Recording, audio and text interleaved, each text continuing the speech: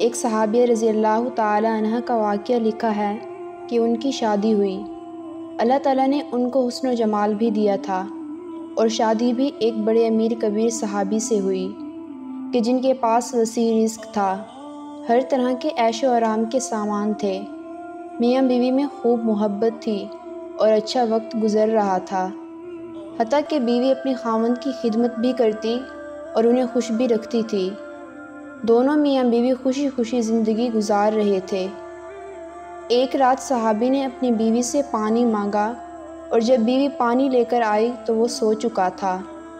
بیوی پانی کا پیالہ لے کر کھڑی رہی، حتیٰ کہ جب ان کی دوبارہ آنکھ کھلی تو دیکھا کہ بیوی پانی لے کر کھڑی ہے۔ وہ بڑے خوش ہوئے، انہوں نے اٹھ کر پانی پیا اور بیوی سے کہا، میں بہت خوش ہوں کہ تم اتنی دیر پانی کا پیالہ لے کر میرے انتظار میں کھڑی رہی۔ آج تم جو کہو گی میں تمہاری فرمائش پوری کروں گا۔ جب خاوند نے یہ کہا تو بیوی کہنے لگی، کیا آپ اپنی بات پر پکے ہیں کہ میں جو بات کہوں گی آپ اسے پورا کریں گے؟ صحابی کہنے لگے، ہاں پورا کر کے دکھاؤں گا۔ بیوی کہنے لگی کہ اچھا پھر آپ مجھے طلاق دے کر فارغ کر دیجئے۔ اب جب طلاق کی بات ہوئی تو وہ صحابی بہت پریشان ہوئے کہ اتنی خوبصورت، اچھی سیرت، اتنی وفادار اور خدمت گزار بیوی کہہ رہی ہے کہ آپ مجھے طلاق دیجئے۔ صحابی بیوی سے پوچھنے لگے کہ کیا آپ کو کوئی تکلیف ہے؟ بیوی کہنے لگی کہ بالکل نہیں۔ صحابی نے پھر پوچھا، کیا میں نے آپ کی بے قدری کی ہے؟ بیوی نے کہا کہ ہرگز نہیں۔ صحابی نے پوچھا، آپ کی کوئی امیدوں کو توڑا ہے؟ کوئی آپ کی بات پوری نہیں کی؟ بیوی نے کہا کہ ایسی کوئی بات بھی نہیں۔ صحابی نے بیوی سے پھر پوچھا، کیا آپ مجھ سے ناراض ہیں؟ بیوی کہنے لگی کہ ہرگز نہیں۔ صحابی نے کہا، تو پھر مجھ سے طلاق کیوں چاہتی ہو؟ کیا آپ مجھے پسند نہیں کرتی؟ بیوی کہنے لگی، یہ بات بھی نہیں، میں آپ کو پسند بھی بہت کرتی ہوں، محبت بھی کرتی ہوں، اسی لیے تو آپ کی خدمت کرتی ہوں۔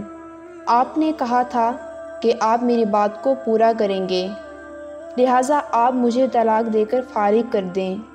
وہ صحابی پریشان تھے کہ اب کہہ بھی دیا ہے کہ تمہاری بات ضرور پوری کروں گا۔ صحابی کہنے لگے کہ اچھا صبح ہوگی تو حضرت محمد صلی اللہ علیہ وآلہ وسلم کی خدمت میں جائیں گے اور ان سے جا کر فیصلہ کروائیں گے۔ بیوی کہنے لگی، ٹھیک ہے۔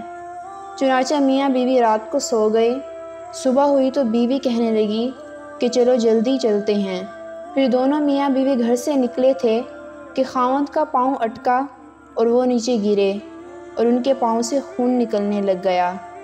بیوی نے فوراً اپنا دوپٹہ پھاڑا اور خاوند کے زخم پر پٹی باندھی۔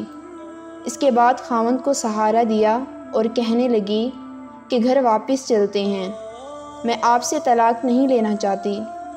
صحابی حیران ہوئے کہ جب تم نے طلاق کا مطالبہ کیا تو نہ مجھے اس وقت سمجھ میں آیا اور اب کہتی ہو کہ طلاق نہیں چاہیے تو نہ اب مجھے سمجھ میں آیا۔ بیوی کہنے لگی کہ گھر تشریف لے چلیں، وہاں جا کر میں آپ کو بات بتا دوں گی۔ جب گھر جا کر بیٹھے تو صحابی کہنے لگے کہ مجھے بتاؤ تو صحیح کیا بات ہے؟ بیوی کہنے لگی کہ آپ نے چند دن پہلے حضرت محمد صلی اللہ علیہ وآلہ وسلم کی حدیث سنائی تھی کہ جس بندے سے اللہ رب العزت محبت کرتے ہیں اس بندے کے اوپر اس طرح پریشانیاں آتی ہیں جس طرح پانی اونچائی سے ڈھلوان کی طرف جایا کرتا ہے۔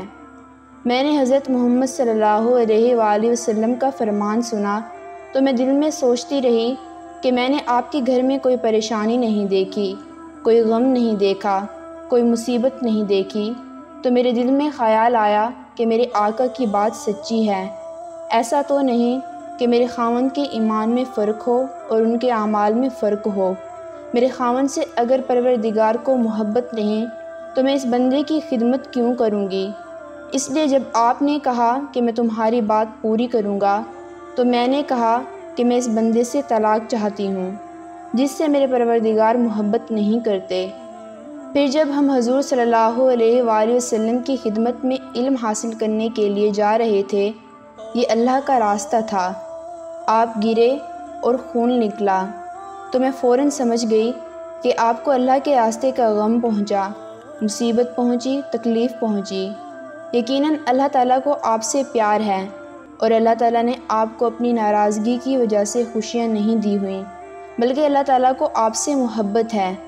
اب مجھے طلاق لینے کی کوئی ضرورت نہیں، اس لیے میں ساری زندگی آپ کی خادمہ بن کر آپ کی خدمت کیا کروں گی۔